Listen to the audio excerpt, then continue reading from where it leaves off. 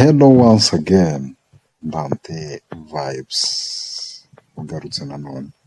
Uyu munsi rero tugiye kwiga utuntu tutageze ku tuntu dutatu, ariko mbere y'uko tutwiga banza making sure ko wakanze subscribe, like, share ndetse na comment, ubundi tujyane twiga utuntu tw'ubwenge nk'ibisanzwe kuri Dante Vibes. Dusanzwe twiga utuntu uyu munsi rero wambaza ngo nkuzaniye iki cyangwa se mbazaniye iki. Uyu munsi mbazaniye uburyo ki, ariko mbere y'uko nkomeza, wowe utarakanda subscribe ubanza ujyeho, mu gifaransa ni s'abonne, ubanza ukande subscribe, like, share ndetse na comment y'akantu utaha nazababwira. Uyu munsi rero nta kindi mbazaniye. Mbere y'uko nkomeza, wabanza kwibaza ngo ese, cyangwa se usanga abantu benshi muri iyi minsi, wari uzi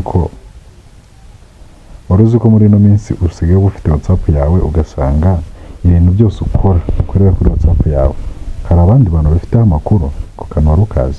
Usanga ibintu uri gukora, ibintu uri kwandikirana n'abantu bawe, hari undi muntu ufiteho amakuru kuri WhatsApp yawe akaba abireba. Ako ni akambere. Aka kabiri, ese wari uzi ko Google twese turayizi, ku bantu bakoresha Android, Google iba yaccessinga amakuru cyangwa se isharinga amakuru na WhatsApp yawe. Ibintu byose ukora kuri WhatsApp ugasanga Google ifite amakuru irabireba. Uyu munsi rero ndaza kukwereka uburyo ki ushobora guhagarika ibyo bintu uko ari bibiri navuze. Tugiye kwiga uburyo ki ushobora gukupa ko umuntu ashobora kumenya amakuru ya WhatsApp yawe, cyangwa kureba ko umuntu ashobora kuba akumviriza cyangwa se areba ibyo ukorera kuri WhatsApp. Cya kabiri ni ugufunga uburyo ki Google itagomba kutugeraho amakuru kuri WhatsApp yacu cyangwa se ku byo dukora. Uyu munsi rero wowe nta kindi biri bugusabe, ni ugukurikira video tukajyana akantu ku kandi kugira ngo atagera kigucika. Hama turajya gusoza akavideo kacu bamaze kumenya uburyo ki wabifunga. Twagiye nta kindi urakora rero, uraza kuri WhatsApp yawe. Numara kuza kuri WhatsApp yawe, urahita uza kuri twa tudomo dutatu nk'uko tubise, uze muri settings. Numara kuza muri setting, urahita uza kuri privacy.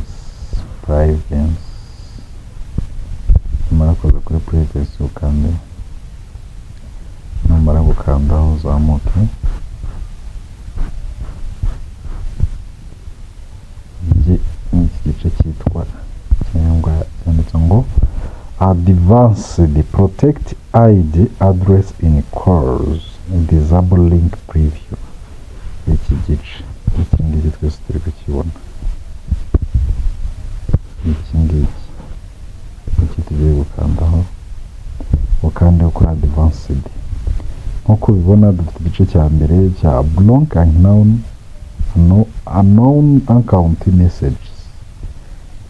Protect. Igice cya kabiri ni Protect ID address in call, Disable link preview. Ahangaha rero igice cya mbere cyo ntabwo tukize kukivugaho, cyo ni uburyo ki ushobora ugafunguye, ni uburyo ki ushobora kurinda cyangwa se WhatsApp yawe ikazajya ihita iboroka umuntu ukohereje message uramutse utamuzi igahita imuboroka. Igice cya kabiri cya Protect IP address in call, to make it harder for people to infer your location. Call device will be securely through WhatsApp servers will reduce call record. Ahangaha rero ni uburyo bwo gufunga uburyo ki umuntu ashobora kuguhamagara cyangwa se abantu utazi bashobora kuguhamagara bakagendera kuri call zawe, bakaba bakurikirana ibintu byose ukora kuri WhatsApp. Aka kantu iyo gafunze rwose uba ugikemuye. Urabona ko umaze kugafungura,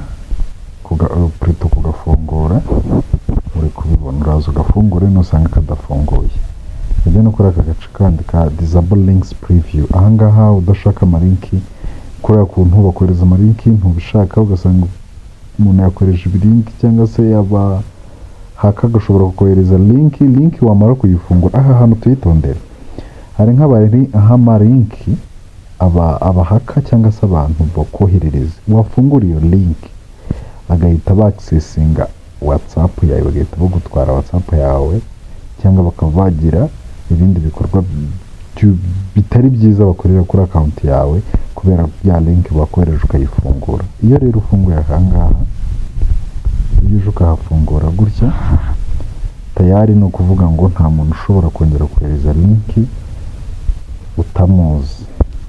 Rero nawe nusanga hadafunguye urahafungura ahangaha.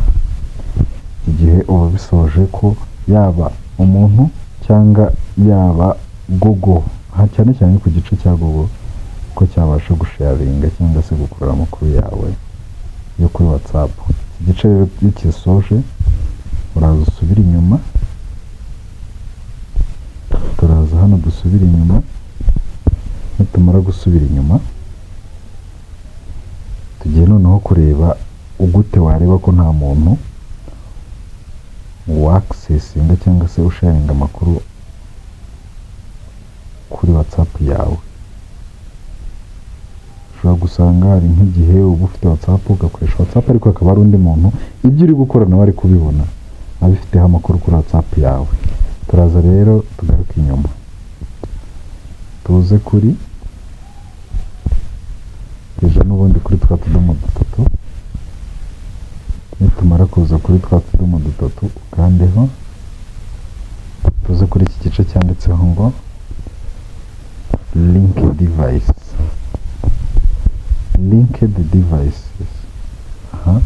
Bimaze kuhakandaho bihita bikwereka. Noneho rero iyo hari umuntu ngiye kubera ko ntawe, iyo hari umuntu usharinga amakuru yawe iyo yaba telefone yaba mashini, icyo gihe uhita ubisanga muri iki gice ahangaha. Aha uhita wasangaho mashini runaka,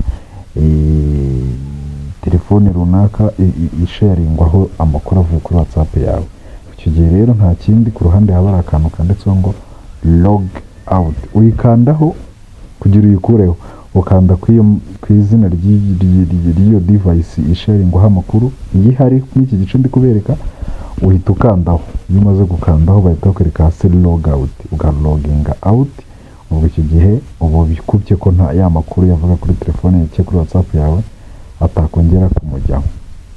Ariko rero ngiye kubera ko ntawe sharinga cyangwa nabifunze urabona ko nta kintu gihari. Ubwo rero akangaka iyo bisoje uba making sure ko nta muntu ugutwarira amakuru yaba Google yaba undi muntu wese. Ubu gikemuye ku buryo nta muntu ese telefone yawe uyi secure cyangwa WhatsApp yawe ibiri secure.